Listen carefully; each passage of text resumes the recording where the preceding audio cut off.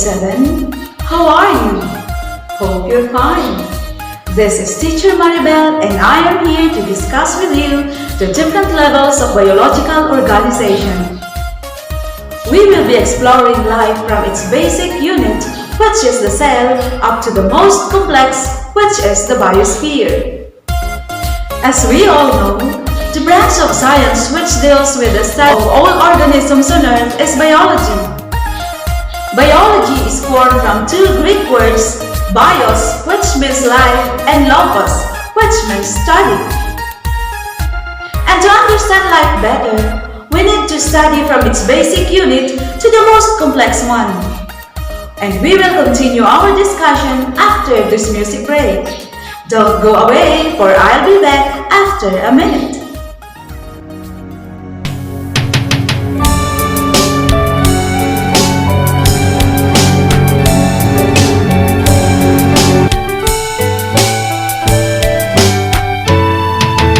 Tayo nang liparin ang mundo ng siyensya, tumuklas ng kaalaman sa hayop at halaman, kalawakan, kalupaan, katubig at kalangitan. Di ka may iwan sa pag-aaral ng agham, mag-eksperimento ng mga bagay para sa bayan ay aagapay.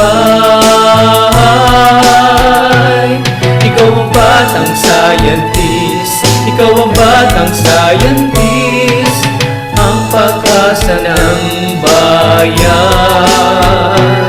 Ikaw ang batang scientist, ikaw ang batang scientist, ang pag-asa ng bayan. Ang pag-asa ng bayan.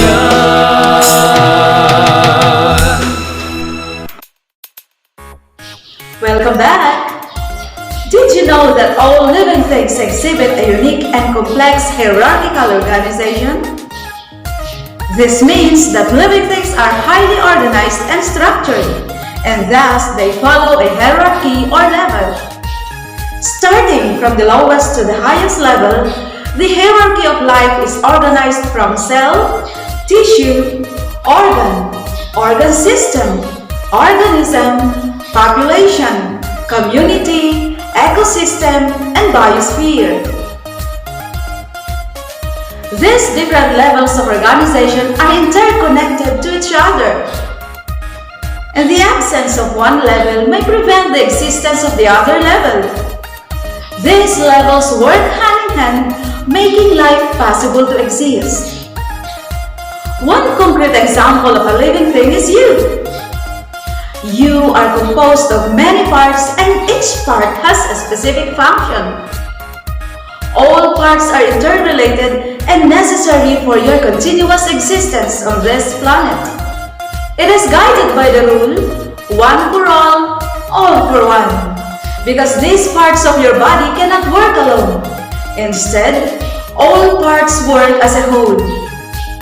Let's start off with cell. Although living things are composed of far smaller particles such as atoms, elements, and molecules, the cell is still considered as the fundamental structure of an organism. Why? It is called the basic unit of life. It is the smallest unit that performs all the activities associated with life like growth, reproduction, excretion, and nutrition. Examples of cell are animal cells such as red blood cells and sperm cells. Other examples include plant cell and bacterial cell. We are going to explore the cell and its structure in our next lesson. And the next level is tissue. It is a group of cells having a common structure or function. Examples of tissues in an animal body are epithelial tissue, connective tissue, muscle tissue, and nervous tissue. And when these tissues are grouped together, they form an organ. An organ is a group of tissues of the same structure and adapted to perform a specific function. For example, When nervous tissues are grouped together, an organ is formed, which is the brain. Let's move on to the next level, which is the organ system. The organ system is a group of organs that works together to perform a specific function. And there are 12 organ systems in our body. Can you name these systems? Let us take for instance the digestive system. What organs can you identify? Yes, some of the organs in our digestive system are the mouth, stomach, and intestines. What are the functions of these organs? Their main function is to digest the food that we eat so that it can be absorbed and assimilated by the different parts of our body. The next level is the organism. An organism is an individual form of life. It is made up of different organ systems that enables it to perform its different functions necessary for survival. Can you name some examples of organisms? You are the perfect example of an organism. As we have said, you are made up of different organ systems working together. Other examples are trees, plants, animals, and fungi. A group of organisms of the same type living together makes the next level of our biological organization, which is the population. The population is a group consisting of members of a species of the same type that live together in a particular area within a given period of time. Species is a group of organisms in which two members are capable of producing sexually. Examples of populations are a group of people in a barangay, a group of dogs in your house, and a group of fishes in an aquarium. Species do not exist as an isolated population.